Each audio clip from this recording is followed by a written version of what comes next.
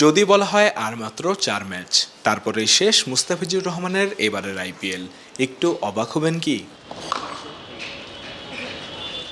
BCB মুস্তাকে NOC দিয়েছিল 30 April অবধি। একদিন ছুটি বাড়ানো হয়েছে। এর ফলে 1 মে পাঞ্জাব কিংসের বিপক্ষেও খেলতে পারবেন টাইগার পেসার। সব মিলে সুযোগ পাবেন 4 ম্যাচ। আর একদিন ছুটি বাড়ানোর এই আবেদন বিসিসিআই এর মাধ্যমে করেছে চেন্নাই সুপার কিংসই। এটা চেন্নাই সুপার কিংস বিসিসিআই এর মাধ্যমে একটা মেসেজ এরকম মানে একটা এরকম রিকোয়েস্ট পাঠাচ্ছিল বিসিবির কাছে যে ওর এনওসি যদি 30 তারিখ পর্যন্ত এটা যদি একদিন বাড়ায় তাহলে আর একটা বেশি ম্যাচ খেলতে পারে। সব ঠিক থাকলে 2 মে বাংলাদেশে ফিরবেন কাটার মাস্টার, যোগ দেবেন জাতীয় দলের সাথে। এরপর জিম্বাবুয়ে সিরিজ চলবে 12 মে অবধি। ভক্তদের মনে হতেই পারে জিম্বাবুয়ে সিরিজ শেষে তো মুস্তাফিজকে আইপিএলে আবারও দেখা যেতেই পারে না, কেননা মে মাসের শেষ দিকে ইউএস এর বিপক্ষে 3টা টি-20 ম্যাচ খেলবে টিম টাইগার, যেই ম্যাচগুলো অনুষ্ঠিত হবে 21 থেকে 25 মের মধ্যে। এর আগে দেশের মাটিতে 3 থেকে 4 দিনের ক্যাম্প করবে দল। 17 তারিখ ইউএস এর উদ্দেশ্যে উড়াল দেবার সম্ভাব্য সময়।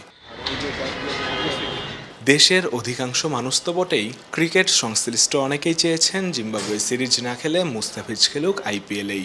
এমন ভাবনার পেছনে আছে উল্লেখযোগ্য কারণও। সোমবারই যা বলেছেন আকরাম খান।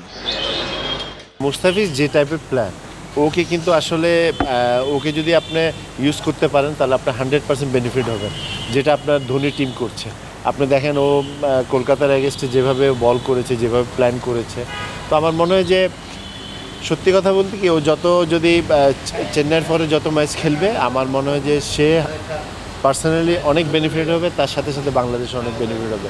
কারণ সেখানে কিন্তু জিম্বাবুয়ের সাথে খেলার চেয়ে ওখানে খেললে আমার মনে হয় যে আপনার সে অনেক কিছু লার্ন করবে। আপনার ড্রেসিং রুম আছে, বড় প্লেয়ারদের সাথে খেলবে, ওখানকার স্ট্যান্ডার্ড ভালো, বিভিন্ন উইকেটে আমরা খেলতেছি, বিভিন্ন টাইপের প্লেয়ারদের সাথে খেলছি।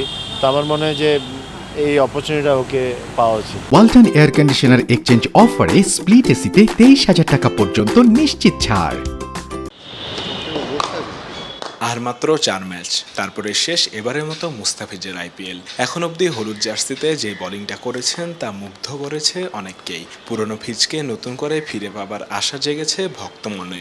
জাতীয় দলের হয়েও ধারাবাহিকতা বজায় রাখুক মুস্তা, এমনটাই হোক সবার কামনা।